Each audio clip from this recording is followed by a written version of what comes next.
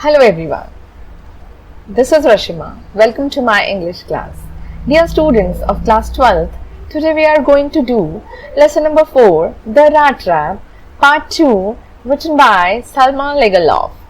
Students, ये story है rat traps के बारे में, रैट ट्रैप सेलर के बारे में और एक आइडिया के बारे में कि ये पूरी दुनिया एक रैट ट्रैप है। पार्ट 1 में हमने देखा किस तरह से rat trap seller rat trap selling के अलावा चोरी करता है, भीख मांगता है और ये सोचता है कि ये पूरी दुनिया एक रैट ट्रैप है और चोरी करने के बाद वो खुद रियलाइज करता है कि वो इस दुनिया यानी कि इस रैट ट्रैप में फंस चुका है। और पार्ट 2 में हम देखेंगे क्या वो इस रैट ट्रैप में से बाहर बचकर निकल पाता है या नहीं। So let's begin with part 2 of the rat trap. The Ramsjo Iron Works, which are now closed down, but not so long ago, a large plant with smelter, rolling mill and forge. हमारा rat trap seller चलते चलते बचते बचाते एक जंगल में पहुंच जाता है, बहुत थक जाता है, सर्दियों की रात है, ऐसे में वो थक कर गिर जाता है और उसे दूर से एक आयरन मिल की हैमरिंग की आवाजें सुनाई देती हैं और उस साउंड को फॉलो करते करते वो आयरन वर्क्स रैम्सजो आयरन मिल तक पहुंच जाता है। रैम्सजो आयरन वर्क्स जो अब बंद हो चुकी है, लेकिन थोड़े समय पहले तक ही वो एक बहुत बड़ा लार्ज प्लांट हुआ करती थी जहां पर एक स्मेल्टर, रोलिंग मिल और फॉर्ज जैसी बड़ी बड़ी मशीन्स हुआ करती थी। Now what is a smelter? Smelter क्या होता है? एक ऐसी मशीन होती है जहां पर मेटल को मेल्ट किया जाता है और उसे किसी भी डिजायर्ड शेप में ढाल दिया जाता है। And what is a rolling mill? Rolling mill भी एक मशीन होती है जिसमें मेटल को रोल करके एक शीट्स में कन्वर्ट किया जाता है। इसके साथ साथ उस मिल में और क्या था? Forge. What is a forge? Forge is a place where metal is heated. Forge एक ऐसी मशीन होती है जिस पर मेटल को हीट किया जाता है। In the summertime, long lines of heavily loaded barges and scows slid down the canal, which led to a large inland lake. And in the winter time, the roads near the mill were black from all the coal dust which sifted down from the big charcoal crates. अब writer in lines में हमें बता रही हैं कि उस मिल के आसपास समर टाइम और विंटर टाइम में कैसा माहौल हुआ करता था। समर टाइम में क्या होता था कि जो फिनिश्ड गुड्स होते थे, फिनिश्ड मेटल थिंग्स होती थी, वो बहुत बड़ी बड़ी बार्जेस और स्काउज एक तरह की कार्गो बोट्स होती हैं जिन पर जो फिनिश्ड गुड्स हैं या रॉ मटेरियल है वो कैरी किया जाता है। तो इसी तरह से वो जो फिनिश्ड गुड्स थे उस मिल से और एक छोटे से कैनाल से होते हुए और एक इनलैंड लेक की तरफ मूव करते थे उन कार्गो बोट्स में। और विंटर टाइम में क्या होता था? जो रॉ मटेरियल होता था, चारकोल से भरी जो क्रेट्स होती थी वो मिल में आती थी और उनके कारण चारकोल का जो डस्ट था उन क्रेट्स में से गिरकर पूरी सड़कों पर कोल डस्ट बिखर जाता था, जिससे वो जो सारी सड़कें हैं वो बिल्कुल ब्लैक, बिल्कुल सिफ्टेड, बिल्कुल ग्रे ब्लैक कलर की नजर आती थी। During one of the long dark evenings just before Christmas, the master smith and his helper sat in the dark forge near the furnace waiting for the pig iron which had been put in the fire to be ready to put on the anvil. ऐसी एक long dark evening के time just before the Christmas से just पहले की बात है, master Smith means एक black Smith, एक लोहार अपने हेल्पर के साथ फॉर्ज के नजदीक, उसी आयरन मिल की बात हो रही है, रैम्सजो आयरन मिल में फॉर्ज के नजदीक फर्नेस पर, भट्टी पर काम कर रहे थे। कौन लोग काम कर रहे थे? एक ब्लैक स्मिथ और उसका हेल्पर। और वो लोग वेट कर रहे थे कि कब उन्होंने उस फर्नेस के अंदर पिग आयरन डाला हुआ था। What is pig iron? It is raw iron, कच्चा लोहा उन्होंने डाला हुआ था फायर में, फर्नेस में, जिसे गर्म किया जा रहा था ताकि उसको गर्म करने के बाद एनविल पर डाला जा सके। Now what is anvil? Anvil एक ब्लॉक ऑफ आयरन होता है बड़ा सा, जिसके ऊपर हॉट मेटल को रख दिया जाता है और उसके बाद उसके ऊपर उसकी हैमरिंग की जाती है। Right, every now and then one of them got up to stir the glowing mass with a long iron bar, returning in a few moments, dripping with perspiration, though as was the custom, he wore nothing but a long shirt and a pair of wooden shoes. अब वो लोग furnace में pig iron डाल रहे थे, तो उसको हिलाने के लिए बार बार उन दोनों में से कोई एक व्यक्ति उठता था और आयरन बार से, आयरन की सलाखों से उस पिग आयरन को हिला देते थे और थोड़ी देर के बाद वो वापस अपनी जगह पर आकर बैठ जाते थे। लेकिन इस प्रोसेस के दौरान वो पसीने से बिल्कुल भर जाते थे, पसीना बिल्कुल बहने लगता था, हालांकि इतनी ज्यादा ठंड थी। एंड जैसा कि कस्टमरी है कि इस तरह का काम करने के टाइम उन्होंने किस तरह के कपड़े पहने होते थे, तो वो उन्होंने एक लॉन्ग शर्ट और साथ में वुडन शूज पहनकर वो ये काम किया करते थे। All the time there were many sounds to be heard in the forge. उस सारे समय में बहुत सारी और आवाजें फॉर्ज के नजदीक सुनी जा सकती थी। The big bellows groaned and the burning coal cracked. और किस तरह की आवाजें थी? अब लोहा गर्म हो रहा है, तो बेलोज क्या होता है? बेलोज एक तरह की हॉलो पाइप होती है जिसमें से आप स्टीम ब्लो करते हो ताकि फायर को और ज्यादा स्ट्रॉन्ग किया जा सके। तो जब उसमें से स्टीम ब्लो हो रही है तो जो बेलोज हैं वो बहुत ज्यादा ग्रोन कर रहे हैं। What is grown? जैसे रोने, चिल्लाने, कराहने की आवाजें होती हैं, इस तरह की आवाजें उन बेलोज में से आ रही थी। And the burning coal cracked. और उसके अंदर उस फर्नेस में जो कोल था, जो जलता हुआ कोयला था, वो क्रैक होने की आवाजें भी आ रही थी। तो यहाँ पर बेलोज के ग्रोनिंग की आवाजें आ रही हैं, कोल के क्रैक होने की आवाजें आ रही हैं। और कौन सी आवाजें आ रही हैं? The fire boy shoveled charcoal into the maw of the furnace with a great deal of clatter। और जब वो फायर बॉय था और वो चारकोल को क्या कर रहा था? शॉवल करके, इकट्ठा करके, और फर्नेस के मॉ में यानी उनके उसके जॉज में, उसके जबड़े में, भट्टी के मुंह में, जबड़े में वो डाल रहा था, तो बहुत सारी क्लैटरिंग की साउंड भी साथ में आ रही थी, यानी कि जो मेटल्स थे आपस में टकरा रहे थे और वो गिरा भी रहा था, तो इसके कारण बहुत सारी क्लैटरिंग साउंड भी उसमें से आ रही थी, धमाके की आवाजें आ रही थी। Outside road the waterfall and a sharp north wind whipped the rain against the brick tiled roof। इतनी सारी आवाजों के साथ साथ बाहर क्या हो रहा था? उस आयरन मिल के, उस आयरन मिल के बाहर एक वाटरफॉल था, एक झरना था जो बड़ी ऊंचाई से गिर रहा था और इसके कारण उसमें रोरिंग की आवाजें, दहाड़ने की आवाजें आ रही थी। और इसके साथ साथ और भी एक चीज हो रही थी। क्या हो रहा था? And a sharp north wind, north wind चल रही थी, बहुत तेज हवाएं चल रही थी और बारिश भी हो रही थी। और जब वो बारिश ब्रिक टाइल्ड रूफ पर पड़ रही थी, ईंटों की जो टाइल्स लगी हुई थी छत के ऊपर, उसके ऊपर जब बारिश पड़ रही थी तो ऐसे लग रहा था मानो वो जो बारिश है वो चाबुक मार रही है। विफ्ट मींस चाबुक मारना, तो ऐसे लग रहा था बारिश छत के ऊपर चाबुक मार रही है। तो इस तरह से बहुत सारी आवाजें जो थी मिलके अंदर और बाहर थी। तो देखते हैं आगे क्या होता है। It was probably on account of all this noise that the blacksmith didn't notice that a man had opened the gate and entered the forge। और शायद इन्हीं सारी आवाजों के कारण उस ब्लैकस्मिथ ने नोटिस नहीं किया कि एक आदमी ने दरवाजा खोला है और फॉर्ज में एंटर कर चुका है। Until he stood close up to the furnace, जब तक कि वो फर्नेस के भट्टी के बिल्कुल नजदीक नहीं आ गया, तब तक ब्लैकस्मिथ ने स्ट्रेंजर को नोटिस नहीं किया।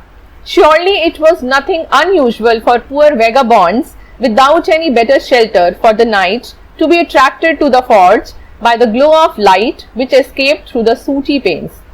तो जाहिर सी बात है ये कोई अनयूजुअल बात नहीं थी, ये अजीब बात नहीं थी कि इस तरह के रैट ट्रैप सेलर जैसे जो पुअर वेगाबॉन्ड्स थे, आवारा लोग थे, घुमक्कड़ थे, होमलेस जो लोग थे जिनके पास कोई शेल्टर नहीं होता था, तो वो रात गुजारने के लिए इस भट्टी के नजदीक अक्सर आ जाया करते थे, क्योंकि इस भट्टी से जो आवाजें निकल रही थी या जो लाइट ग्लो करती थी वहां से आयरन मिल से, वो बाहर फॉरेस्ट तक पहुंच जाती थी। और जो लोग होते थे इस तरह के होमलेस लोग हैं, घूमते घूमते वहां तक आ गए हैं, तो वो शेल्टर के लिए अक्सर वहां आ जाया करते थे। And to come in to warm themselves in front of the fire। अब वो जो लाइट होती थी वो अक्सर उन सूटी पेन्स में से बाहर जाती थी। जो मिल में जो कांच के शीशे थे, खिड़कियां थी, वो सूटी हो चुकी थी, मींस ब्लैक हो चुकी थी धुएं के कारण, लेकिन उनमें से थोड़ी बहुत जो लाइट थी वो बाहर जा पाती थी, जंगल तक, आसपास के एरिया तक पहुंच जाती थी। और उस लाइट को फॉलो करते करते अक्सर रैट ट्रैप सेलर जैसे पुअर वैगाबॉन्ड्स उस मिल तक पहुंच जाते थे, ताकि वो वहां पर शेल्टर ले सकें और उस ठंड से बच सकें और आग के नजदीक रहकर वो बच जाए। The blacksmith glanced only casually and indifferently at the intruder. अब क्योंकि ऐसे वेगाबॉन्ड्स रोज ही आते रहते थे, तो जो ब्लैकस्मिथ था उसने उस intruder, who is an intruder जो जबरदस्ती घुस आते हैं कहीं पर, उसे हम इंट्रूडर कहते हैं। तो वो बिना किसी परमिशन के, he was not welcomed there, तो वो इसी तरह से बिना किसी परमिशन के वहां घुस गया था। तो जो ब्लैकस्मिथ है उसको एक जरा सी एक नजर से ऐसे देखता है, कैजुअली सी, बिना किसी परवाह के, और उसकी तरफ बिल्कुल ध्यान नहीं देता है, इनडिफरेंटली उसकी तरफ देखता है, उपेक्षित नजरों से उसकी तरफ देखता है कि आ गए फिर इसी तरह के लोग।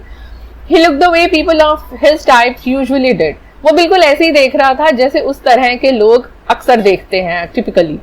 With a long beard, dirty ragged, with a bunch of rat traps dangling on his chest. वो rat trap seller के लोगों को जिस तरह से देखा जा सकता है, कैसा था वो rat trap seller? उसकी बहुत लंबी सी दाढ़ी थी, डर्टी था, गंदा था, रैग था, फटे पुराने कपड़े पहने हुए थे, और बंच ऑफ रैट ट्रैप्स और चूहेदानियों का गुच्छा उसकी गर्दन में लटक रहा है। तो इस तरह के व्यक्ति को एक ब्लैकस्मिथ कैसे देखेगा? अनवेलकम्ड नजरों से वो उसे देखता है। He asked permission to stay and the master blacksmith nodded a haughty consent without honoring him with a single word. अब रैट ट्रैप सेलर परमिशन मांगता है कि क्या वो यहाँ पर शेल्टर ले सकता है, तो जो मास्टर ब्लैकस्मिथ है वो नॉड करता है, सिर हिलाता है, हाँ करता है, लेकिन एक बड़ी हॉटी कंसेंट के साथ। What is haughty consent? Means indifferent agreement, अभिमानी सी सहमति के साथ वो कह देता है हाँ ठीक है रह लो, लेकिन वो एक भी वर्ड कहने की जहमत नहीं उठाता, कुछ भी बोलता नहीं है, जस्ट गर्दन हिला देता है। The tramp didn't say anything either. और जो हमारा tramp है, tramp is again the word used for vagabonds, wanderers, peddlers. तो इस तरह के जो लोग होते हैं, ये synonym है tramp भी उन्हीं लोगों के लिए। तो वो जो tramp है, rat trap seller, वो भी कुछ भी नहीं कहता, उसे भी बोलने का कोई शौक नहीं था उस time. He had not come there to talk, but only to warm himself and sleep. वो भी वहां पर बातें करने नहीं आया था, वो तो वहां पर सोने आया था और थोड़ी गर्मी लेने आया था, क्योंकि वो बाहर बहुत ज्यादा ठंड थी। In those days the Ramsjo iron mill was owned by a very prominent iron master. उन दिनों जो रैम्सजो आयरन मिल थी उसका जो मालिक था वो एक बहुत ही प्रोमिनेंट आयरन मास्टर था, बहुत ही फेमस आयरन मास्टर था। Whose greatest ambition was to ship out the good iron to the market. और उसका ग्रेटेस्ट एम्बिशन क्या था कि वो बाहर मार्केट में अच्छे से अच्छा आयरन सप्लाई करे। He watched both night and day to see that the work was done as well as possible. और वो रात दिन यही देखता था कि जो काम है वो अच्छे से अच्छे तरीके से हो पाए। And at this very moment he came into the forge on one of his nightly rounds of inspection. और ऐसी ही रात में जो हमारा आयरन मास्टर है वो अपने इंस्पेक्शन के नाइटली राउंड्स पर आता है, निरीक्षण करने के लिए वो अपनी आयरन मिल में आया हुआ है। Naturally, the first thing he saw was a tall ragamuffin who had eased his way so close to the furnace that steam rose from his wet rags. Naturally, जो सबसे पहली चीज थी जो आयरन मास्टर ने नोटिस की जब वो अपनी आयरन मिल में एंटर किया, तो वो tall ragamuffin. Now ragamuffin is again a person wearing ragged clothes, एक ऐसा व्यक्ति जिसने फटे पुराने कपड़े पहने हैं, उसे हम रेगामफिन कह रहे हैं। तो उस रेगामफिन पर पड़ती है जो बड़े आराम से अपने आप को उसने फर्नेस के नजदीक वो बैठा था, और क्योंकि उसके कपड़े गीले थे तो उसके गीले कपड़ों में से भाप निकल रही थी, स्टीम निकल रही थी जब वो फर्नेस के नजदीक बैठा था। The iron master did not follow the example of the blacksmiths who had hardly deigned to look at the stranger. अब जो आयरन मास्टर है वो ब्लैकस्मिथ्स की तरह उसे इग्नोर नहीं करता है, उनका एग्जाम्पल फॉलो नहीं करता है, जिन्होंने हार्डली उस स्ट्रेंजर की तरफ उसे देखने लायक भी नहीं समझा। डेन्ड मीन्स देखने लायक समझना, तो उन्होंने उसकी तरफ देखना भी जरूरी नहीं समझा उस ट्रैम्प की तरफ। He walked close up to him, looked him over very carefully, then tore off his slouch hat to get a better view of his face.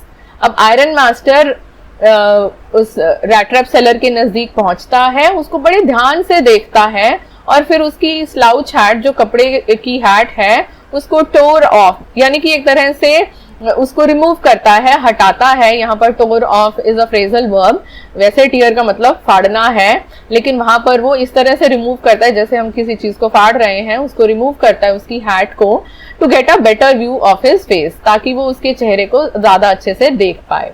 But of course it is you, Nils Olaf, he said, how you do look. और वो उसे देखकर कहता है कि अरे ये तो तुम निल्स ओलफ हो, कैसे दिखाई दे रहे हो। यहाँ पर आयरन मास्टर जो है वो थोड़ा सा कंफ्यूज है, वो उसे उस रैट ट्रैप सेलर को क्या समझ रहा है, वो उसे निल्स ओलफ, उसका मे बी कोई एक्वेंटेड पर्सन है, उसको कोई अपना फ्रेंड समझ रहा है। You should not have resigned from the regiment, said the iron master. अब इन लाइंस को पढ़कर हम ये समझ सकते हैं कि जो आयरन मास्टर है वो कभी आर्मी ऑफिसर रहा होगा, और उसे लग रहा है कि ये जो रैट ट्रैप सेलर है ये निल्स ओलफ नाम का ही कोई आर्मी ऑफिसर है। और वो उसे कहता है कि तुम्हें रेजिमेंट से, तुम्हें आर्मी से रिजाइन नहीं करना चाहिए था Nils Olaf, that was the mistake, ये तुम्हारी बहुत बड़ी गलती थी। If only I had still been in the service at the time, it never would have happened. अब आयरन मास्टर कह रहा है कि अगर मैं उस समय नौकरी में होता, काम कर रहा होता, तो मैं तुम्हें कभी भी रिजाइन ना करने देता। Well, now of course you will come home with me. फिर वो कहता है कि अब क्योंकि मैं तुम्हें पहचान गया हूं और अब तो तुम्हें मेरे घर पर आना ही पड़ेगा। To go along up to the manor house and be received by the honor like an old regimental comrade. That, however, didn't please the tramp. अब ट्रैम्प जो था वो डर गया था, उसे लग रहा था कि इस आयरन मास्टर जो कि कभी एक एक्स आर्मी ऑफिसर था, उसके घर पर जाना, manor house is a large country house, कि उसकी हवेली पर जाना और एक ओल्ड रेजिमेंटल कॉमरेड की तरह वेलकम किया जाना, क्योंकि वो उसे क्या समझ रहा है कि वो एक उसका पुराना किसी आर्मी का कॉमरेड है, फेलो है, उसका फ्रेंड है, उसका कॉलीग है, उसकी तरह जाना उसे लग रहा था कि ये तो कोई अच्छी बात नहीं है। डिडंट प्लीज द ट्रैम्प, कि इस बात से ट्रैम्प बिल्कुल भी खुश नहीं हुआ कि मुझे ये एक फेलो कॉमरेड समझ रहा है। No, I couldn't think of it, he said, looking quite alarmed. अब बहुत ज्यादा डर जाता है हमारा रैट ट्रैप सेलर बहुत अलार्म्ड हो जाता है, और वो कहता है कि नहीं, मैं तो इस बारे में सोच भी नहीं सकता आपके साथ जाने के बारे में। He thought of the 30 kroner, और वो उस 30 kroner के बारे में सोचने लगता है जो उसने उस ओल्ड क्रॉफ्टर के घर से चुराए थे। To go up to the manor house would be like throwing himself voluntarily into the lion's den, और उसे ऐसा लग रहा था कि आयरन मास्टर के घर पे जाना एक तरह से खुद को एक शेर की गुफा में डालने के बराबर है, कि मैं खुद को ही अपने आप को एक शेर की गुफा में डाल दूं। He only wanted a chance to sleep here in the forge and then sneak away as inconspicuously as possible. उसकी तो यही कोशिश थी कि वो यहाँ पर आराम से सो जाए और फिर धीरे से खिसक ले जितनी भी जल्दी हो सके, इनविजिबल हो जाए, और विच इज नॉट नोटिसेबल, कि उसे कोई नोटिस ना करे, वो यहाँ चुपचाप रात गुजारे, सो जाए, ठंड से बच जाए और फिर वहां से स्नीक अवे, यानी कि वहां से सीक्रेटली चुपके से खिसक जाए। The Iron Master assumed that he felt embarrassed because of his miserable clothing. लेकिन आयरन मास्टर को क्या लग रहा था कि वो है तो निल्स ओलफ ही, लेकिन क्योंकि उसने ऐसे कपड़े पहने हुए हैं, ऐसे फटे पुराने कपड़े पहने, इसलिए शायद वो थोड़ा एम्बैरेस्ड यानी शर्मिंदगी महसूस कर रहा है, शर्मिंदा महसूस कर रहा है। Please don't think that I have such a fine home that you cannot show yourself there, he said. वो कहता है कि ऐसा मत सोचो कि मेरा एक बहुत ही बड़ा घर है और शायद तुम इस तरह से वहां पर ना आ सको। Elizabeth is dead as you may already have heard. वो कहता है कि शायद तुमने सुना होगा कि मेरी वाइफ जो एलिजाबेथ है वो मर चुकी है। My boys are abroad and there is no one at home except my eldest daughter and myself. और जो मेरे बेटे हैं वो अब्रॉड यानी कि इस कंट्री से दूर रहते हैं, और मेरे घर पे मेरे अलावा सिर्फ मेरी बड़ी बेटी रहती है। We were just saying that it was too bad we didn't have any company for Christmas. और वो कहता है कि मैं अपनी बेटी से बात भी कर रहा था कि कितनी बुरी बात है कि इस बार क्रिसमस पर सेलिब्रेशन करने के लिए हमारे साथ कोई है ही नहीं, हमारे साथ कोई कंपनी ही नहीं है. Now come along with me and help us make the Christmas food disappear a little faster. और वो उसे कहता है कि चलो अब तुम हमारे साथ चलो और जो हमारे क्रिसमस फूड का स्पेशल हमने खाना तैयार किया हुआ है सेलिब्रेशन के लिए उसको थोड़ा जल्दी से खत्म करते हैं और उसमें तुम हमारी हेल्प करो.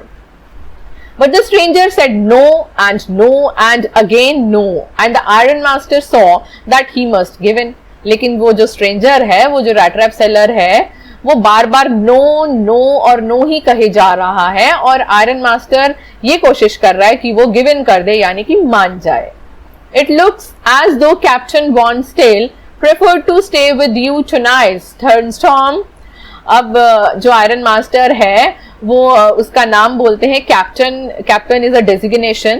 तो वो कहते हैं कि शायद ये जो कैप्टन वॉन स्टेल है, ये जो अजनबी है, यहाँ पर स्टर्नस्टॉर्म जो है वो एक स्पेनिश नेम है जो शायद उस ब्लैकस्मिथ का नाम है. तो वो कह रहा है कि शायद कैप्टन वॉन स्टेल तुम्हारे साथ रहना चाहते हैं स्टर्नस्टॉर्म आज की रात. He said to the master blacksmith and turned on his heel. और वो अपने उल्टे पांव वो वापस चल देते हैं. But he laughed to himself as he went away, and the blacksmith, who knew him, understood very well that he had not said his last word. अब आयरन मास्टर खुद से ही हंसने लगता है. वो कहता है ठीक है मत मानो मेरी बात. और ब्लैकस्मिथ जो कि आयरन मास्टर को बहुत अच्छे से जानता है, वो समझ जाता है कि ये इनकी आखिरी बात नहीं है, ये अभी यहीं पर रुकने वाले नहीं है, ये कुछ ना कुछ जरूर करेंगे क्योंकि वो जो ठान लेते हैं वो मनवा के रहते हैं. और अगर ये स्ट्रेंजर नहीं मान रहा है इनके साथ जाने के लिए तो ये कुछ ना कुछ जरूर करेंगे.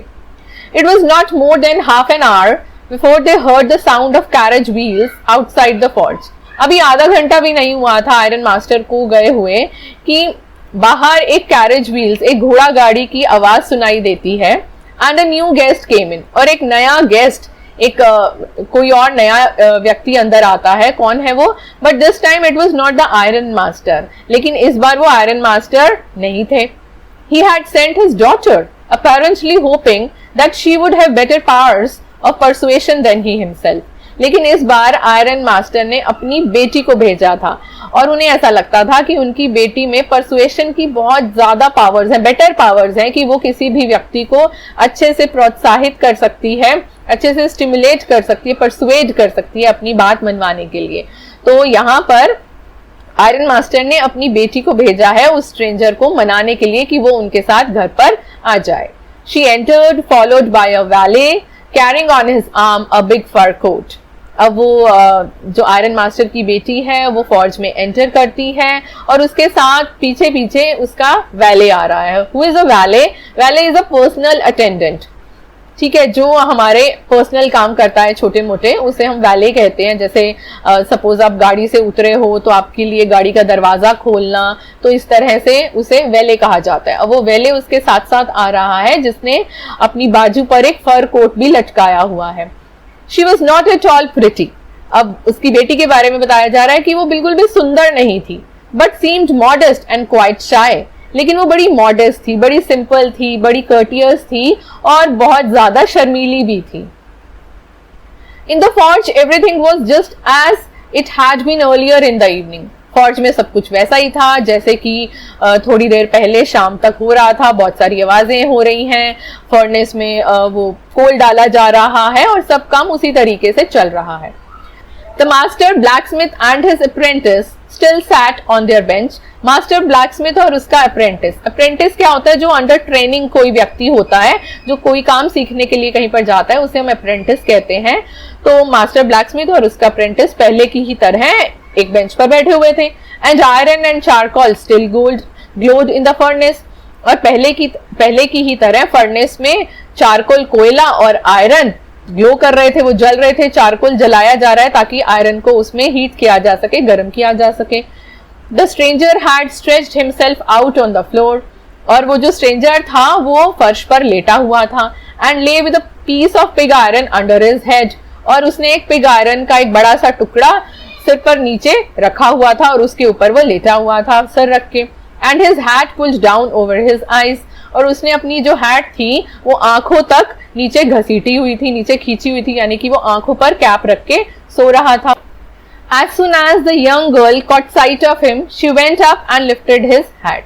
जैसे ही उस लड़की ने उस व्यक्ति को देखा, वो उसके पास गई और उसकी हैट लिफ्ट कर दी, यानी उठा दी. The man was evidently used to sleeping with one eye open. अब उस आदमी को ऐसा लग रहा था, एविडेंट हो रहा था कि उस आदमी को एक आंख खोल कर सोने की आदत थी. कितना डरावना लग रहा होगा वो. He jumped up abruptly. वो एकदम झटके से कूदता है. And seemed to be quite frightened. और बहुत ज्यादा डर जाता है. My name is Edla Wilmanson, said the young girl. वो young girl, वो छोटी सी लड़की क्या कहती है? My name is Edla Wilmanson. मेरा नाम Edla Wilmanson है. My father came home and said that you wanted to sleep here in the forge tonight. वो कहती है कि मेरे पापा घर आए और उन्होंने मुझे बताया कि तुम यहाँ पर फॉर्ज में ही आज रात सोना चाहते हो. And then I asked permission to come and bring you home to us. और इस पर मैंने अपने पापा से परमिशन मांगी कि मैं यहाँ आऊं और तुम्हें अपने साथ घर लेकर जाऊं. I am so sorry, Captain, that you are having such a hard time. और वो उसे देखकर कहती है कि मुझे बहुत बुरा लग रहा है कि आपका इतना बुरा वक्त चल रहा है. I am so sorry. She looked at him compassionately with her heavy eyes, and then she noticed that the man was afraid. वो उसकी तरफ बहुत ही compassionately means showing sympathy, उसकी तरफ बहुत दयापूर्वक देखती है, अपनी बहुत ही भारी सी आंखों से, जैसे बहुत ही सिंपैथी, बहुत दयापूर्वक उसकी तरफ देखती है. और फिर वो नोटिस करती है कि शायद वो व्यक्ति बहुत डरा हुआ है. Either he has stolen something or else he has escaped from jail. उसे लगता है कि या तो ये कुछ चुरा कर आया है या फिर ये जेल से भाग कर आया है. She thought, ऐसा वो सोचती है. And added quickly, और फिर जल्दी से कहती है, You may be sure, Captain, that you will be allowed to leave us just as freely as you came. और वो कहती है कि कैप्टन, आप इस बात के लिए एश्योर रहिए कि आप जैसे हमारे साथ आए हैं वैसे ही आप हमें छोड़कर भी कभी भी जा सकते हैं. हम आपके साथ कोई किसी तरह की जबरदस्ती नहीं करेंगे, आप कभी भी जा सकते हैं. Only please stay with us over Christmas Eve. वो कहती है बस आप हमारे साथ क्रिसमस ईव तक जरूर रह जाइए. Now what is Christmas Eve? Christmas Day is 25th December and what is Christmas Eve? 24 दिसंबर की जो इवनिंग होती है उसे हम क्रिसमस ईव कहते हैं, यानी क्रिसमस से एक दिन पहले की जो शाम होती है, that is also celebrated, right. तो वो जो सेलिब्रेशन है वो एक दिन पहले ही शुरू हो जाता है और ऐसा माना जाता है कि रात को 12 बजे सेंटा क्लॉज आएंगे और सबके लिए गिफ्ट्स लेकर आएंगे. So the evening before Christmas is also very important, the night is very important and the next day Christmas is also very important. तो क्रिश्चियंस के लिए जो क्रिसमस है वो बहुत ही ज्यादा इंपॉर्टेंट होता है. तो यहाँ पर एडला कहती है कि प्लीज क्रिसमस ईव के लिए हमारे साथ आप जरूर रुकिए. She said this in such a friendly manner that the rat trap peddler must have felt confidence in her. वो ये अपनी बातें इतनी फ्रेंडली मैनर में उससे कहती है कि जो रैट ट्रैप सेलर है वो उसके अंदर बहुत ज्यादा विश्वास कर लेता है कि कितने प्यार से मुझे ये कन्विंस कर रही है. It would never have occurred to me that you would bother with me yourself, miss, he said. वो कहता है कि मैं कभी सोच भी नहीं सकता कि आप मेरे लिए इतनी ज्यादा परेशान होकर यहाँ आएंगी. I will come at once. मैं अभी के अभी आपके साथ चलता हूँ, आप इतनी ज्यादा तकलीफ में मत आइए. He accepted the fur coat. वो जो वैले फर कोट लेकर आया है वो भी वो एक्सेप्ट कर लेता है, ले लेता है. which the valet handed him with a deep bow. अब जो वैले है बड़ा झुक कर बड़ी तहजीब से उसको वो हैंड ओवर करता है. threw it over his rags. और वो अपने फटे पुराने रैग कपड़ों के ऊपर वो फर कोट पहन लेता है. and followed the young lady out to the carriage. बाहर कैरेज है. कैरेज मीन्स जो किसी एनिमल, जो कोई एनिमल होता है वो गाड़ी को खींचता है तो उसे हम कैरेज कहते हैं. तो वो यंग लेडी कैरेज की तरफ जा रही है और रैट ट्रैप सेलर भी उसे फॉलो करता है, उसके पीछे पीछे चलता है. Without granting the astonished blacksmith so much as a glance. अब वो जो एस्टोनिश ब्लैकस्मिथ है बड़े एस्टोनिश्ड हैं, बड़े हैरान हो रहे हैं, सरप्राइज हो रहे हैं कि कैसे इस भिखारी को लेकर जा रही हैं एडला विल्मेंसन, इसके ऊपर इतनी ज्यादा इसके ऊपर इसको इतना वेलकम कर रही हैं. तो वो उनकी तरफ देखता भी नहीं है और वो चुपचाप वहां से चला जाता है. But while he was riding up to the Manor house, he had evil forebodings. लेकिन जब वो उस कैरेज में बैठकर मेनर हाउस की तरफ जा रहा था तो उसके अंदर बड़े बुरे बुरे ख्याल आ रहे थे, बुरे बुरे उसको लग रहा था कि कुछ होने वाला है, कुछ बुरा होने वाला है. Why the devil did I take that fellow's money? अब उसे ख्याल आता है कि मैंने उसके पैसे चुराए ही क्यों. He thought, now I am sitting in the trap. और उसे अब ऐसा लग रहा था कि अब मैं तो ये चूहेदानी में ट्रैप में फंस चुका हूँ.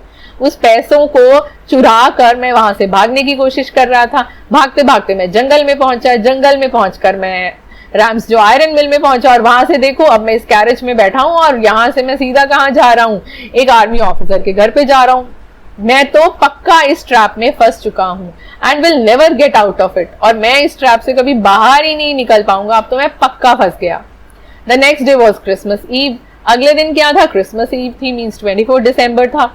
And when the Iron Master came into the dining room for breakfast, he probably thought with satisfaction of his old regimental comrade whom he had run across so unexpectedly. अब अगले दिन सुबह का टाइम है.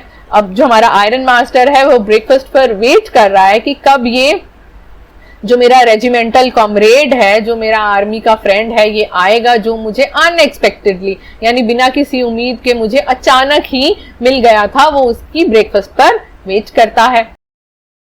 So students, this was all about part 2 of the rat trap seller. I hope आपको ये part अच्छे से समझ में आया होगा. For part 3, see you in the next video. Till then, take care, bye bye.